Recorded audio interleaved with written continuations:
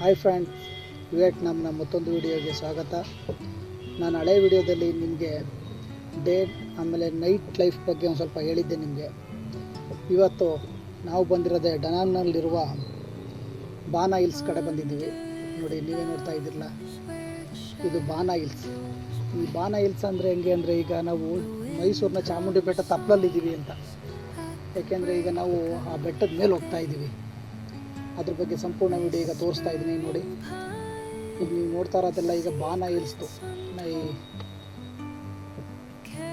ನೋಡ್ತಾ ಇದ್ದೀರಿ. ನೋಡಿ,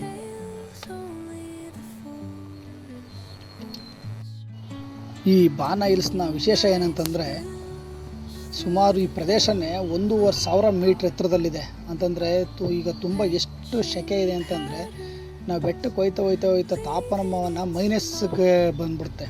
ತುಂಬ ಚೆನ್ನಾಗಿದೆ. ಬನ್ನಿ, ಇದ್ರ ಪೂರ್ತಿ ವಿಡಿಯೋದಲ್ಲಿ ನಿಮಗೆ ಗೊತ್ತಾಗುತ್ತೆ. ಅದು ದಯವಿಟ್ಟು ಪೂರ್ತಿ ವಿಡಿಯೋ ನೋಡಿದ್ರೆ ನಿಮ್ಗೆ ಅರ್ಥವಾಗೋದು. ಈಗ ನಾವು ಹೋಯ್ತಾ ಇರೋದು ಬೆಟ್ಟದ ಮೇಲೆ ಹೋಗ್ತಾ ಇದ್ದೀವಿ.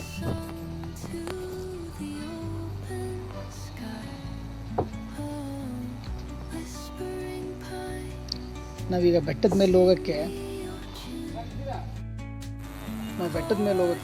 ಅಲ್ಲಿ ಎಕ್ಸಲೈಟ್ರು ಆಮೇಲೆ ಹಂತಗಳೆಲ್ಲ ಮಾಡವ್ರೆ. ಇದೊಂದು ಶಾಪಿಂಗ್ ಕಾಂಪ್ಲೆಕ್ಸ್ ಥರ ಇದು. ಇದನ್ನು ದಾಟ್ಕೊಂಡು ನಾವು ಮುಂದೆ ಹೋಗ್ಬೇಕು. ನೀವು ನೋಡ್ತಾ ಇರೋದು ಏನಂತಂದರೆ ಶಾಪಿಂಗ್ ಕಾಂಪ್ಲೆಕ್ಸು, ಅದ್ರ ಕೆಳಗಡೆ ಮಾಡಿರೋದು. ನೋಡಿ, ಬನ್ನಿ ಈಗ ಎಕ್ಸಲೇಟರ್ ಮೇಲೆ ಹೋಗುವ.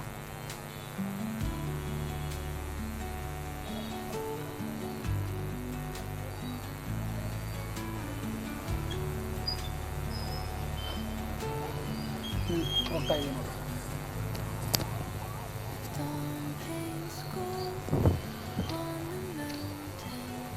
ಸುಮಾರು ದೂರ ವಾಕೇಬಲ್ ಇದೆ. ದಾರಿಯುದ್ದಕ್ಕೂ ಎಲ್ಲ ಥರದ ಶಾಪಿಂಗ್ ಮಾಡ್ಬೋದು ನಾವು. ತುಂಬ ಅಚ್ಚುಕಟ್ಟಾಗಿ ಐತೆ ನೋಡಿ.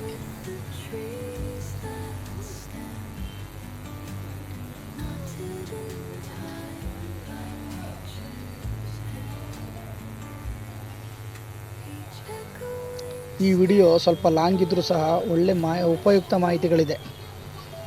ದಯವಿಟ್ಟು ಪೂರ್ತಿ ನೋಡಿ.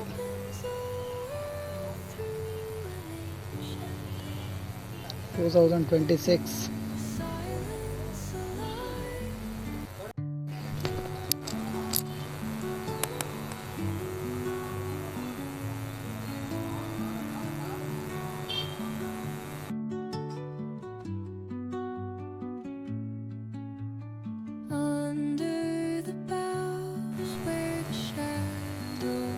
ಚೈನೀಸ್ ಗೊಂಬೆ ಇದೆ, ಬೇಕಾದ್ರೆ ತಗೊಬೋದು.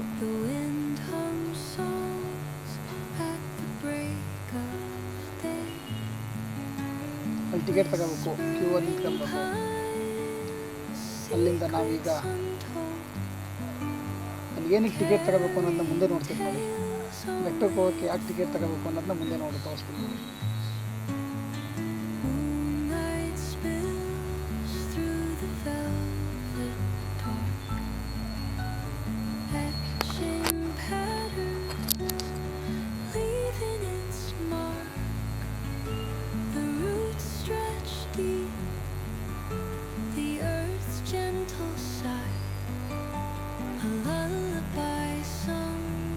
ತುಂಬ ರಶ್ ಇದೆ.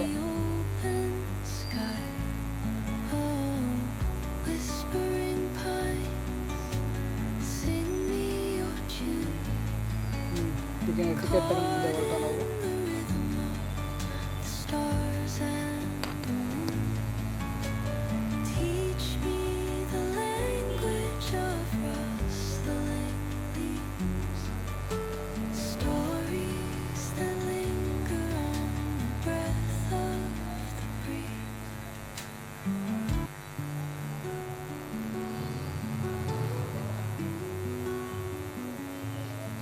ವಿಯೆಟ್ನಾಂ ಇದೆಲ್ಲ ಬಜೆಟ್ ಫ್ರೆಂಡ್ಲಿ. ದಯವಿಟ್ಟು ಯಾವುದಾದ್ರೂ ಒಂದು ಒಳ್ಳೆ ನೀವೇನಾದ್ರು ಟೂರ್ಗೆ ಹೋಗಬೇಕು ಅನ್ನೋದಾದರೆ ತುಂಬ ಚೆನ್ನಾಗಿದೆ, ಆಯ್ಕೆ ಮಾಡ್ಕೊಳ್ಳಿ.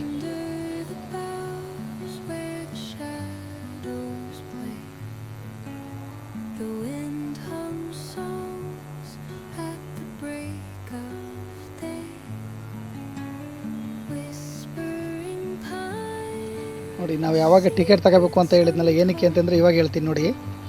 ಏನಂದರೆ ಈಗ ನಾವು ಬೆಟ್ಟದ ಮೇಲಕ್ಕೆ ಹೋಗ್ತಾ ಇರೋದು,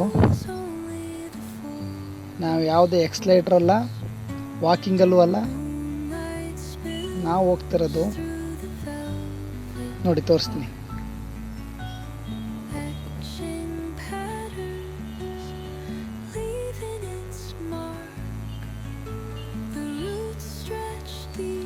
ನೋಡಿ ಇಲ್ಲೊಂದು ಎಷ್ಟು ಚೆನ್ನಾಗಿ ಮಾಡೋರು ನೋಡಿ.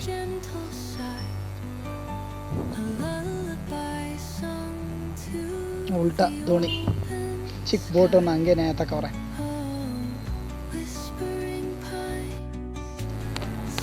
ನೀವು ಆಗಲೇ ನೋಡಿದ್ರಲ್ಲ ಟಿಕೆಟ್ ಏನು ತಗೋತಾ ಇದ್ದೀವಿ ಅಂದರೆ ಇದಕ್ಕೇ.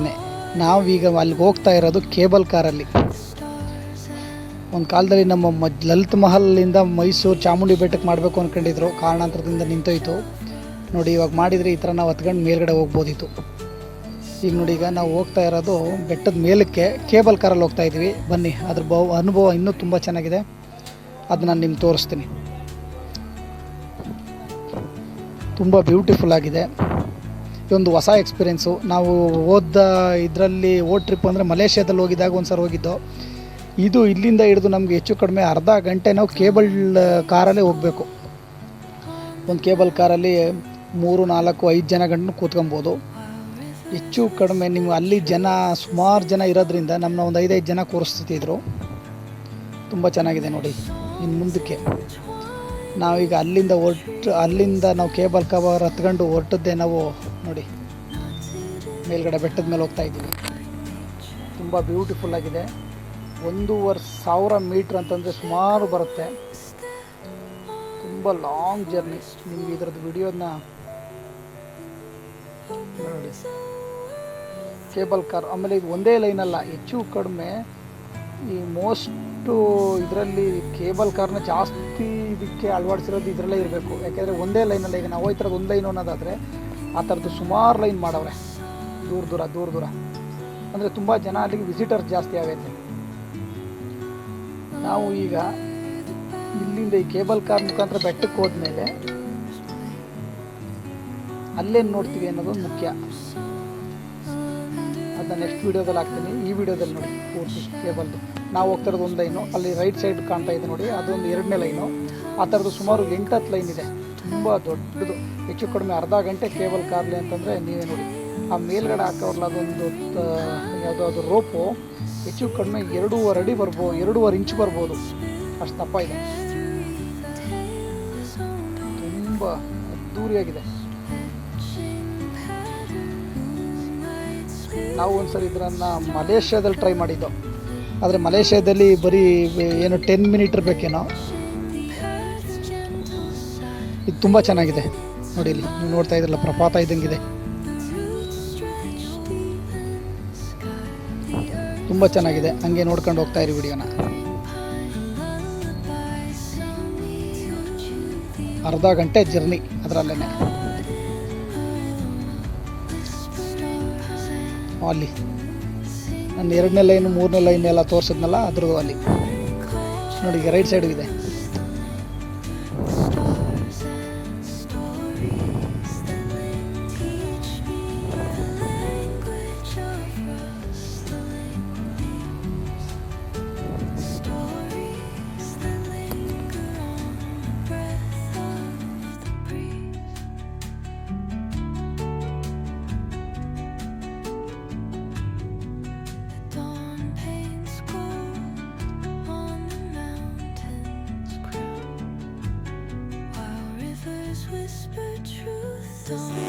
ನಾವು ಸುಮಾರು ಟ್ರಿಪ್ ಹೋಗಿದ್ದು, ಆದರೆ ಈ ಟ್ರಿಪ್ಪಲ್ಲಾದಂಥ ಅನುಭವ, ಅಡ್ವೆಂಚರು ತುಂಬ ಚೆನ್ನಾಗಿತ್ತು.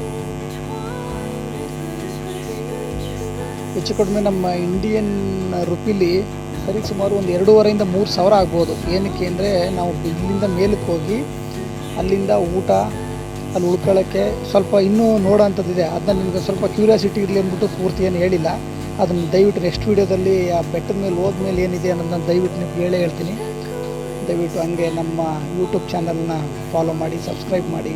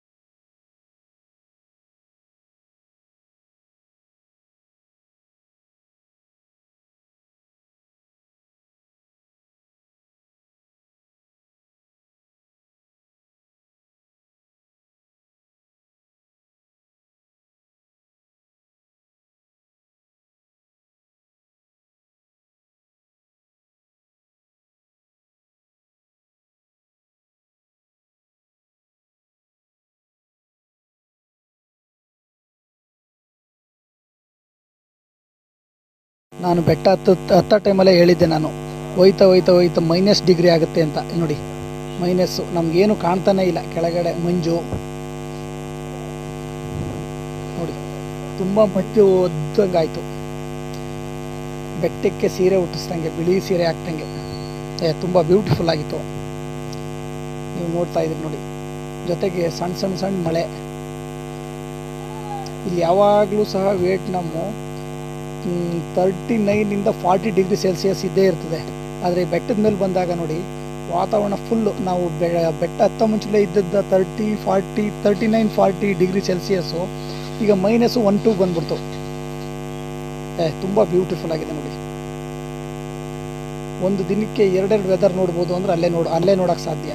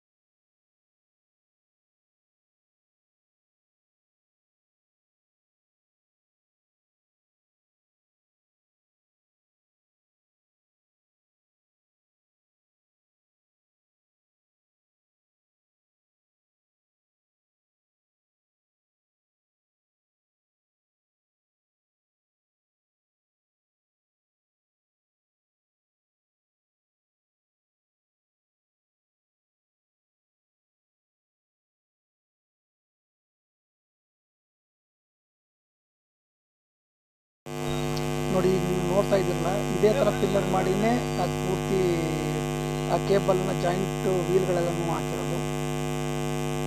ತುಂಬ ಅದ್ದೂರಿಯಾಗಿದೆ. ಈಗ ತೋರಿಸ್ತಾ ಇದ್ದೀನಿ ನೋಡಿ, ಇದು ರೈಟು ಲೆಫ್ಟು 2 ಕಡೆನೂ ಸಹ ಅದು ಕೇಬಲ್ ಕಾರ್ದು ಲೈನ್ಗಳವೆ. ಇದಾಗಿತ್ತು ಇವತ್ತಿನ ವಿಡಿಯೋ. ಮುಂದಿನ ವಿಡಿಯೋನ ಅಪ್ಲೋಡ್ ಮಾಡ್ತೀನಿ. ದಯವಿಟ್ಟು ನಮ್ಮ ಯೂಟ್ಯೂಬ್ ಚಾನಲ್ನ ಸಬ್ಸ್ಕ್ರೈಬ್ ಮಾಡಿ, ಲೈಕ್ ಮಾಡಿ, ಶೇರ್ ಮಾಡಿ. ನಿಮ್ಮ ಸಹಕಾರ ಹೀಗೆ ಇರಲಿ. Thank you so much. ಧನ್ಯವಾದಗಳು. ಮುಂದಿನ ವಿಡಿಯೋದಲ್ಲಿ ಆ ಬೆಟ್ಟದ ಮೇಲೆ 1500 ಮೀಟ್ರ್ ಮೇಲೆ ಹೋಗಿದ್ವಲ್ಲ, ಅಲ್ಲಿ ಏನು ಎತ್ತ ಹೇಗೆ ಅಂತಂದ್ಬಿಟ್ಟು ನೆಕ್ಸ್ಟ್ ವಿಡಿಯೋದಲ್ಲಿ ಅಪ್ಲೋಡ್ ಮಾಡ್ತೀನಿ.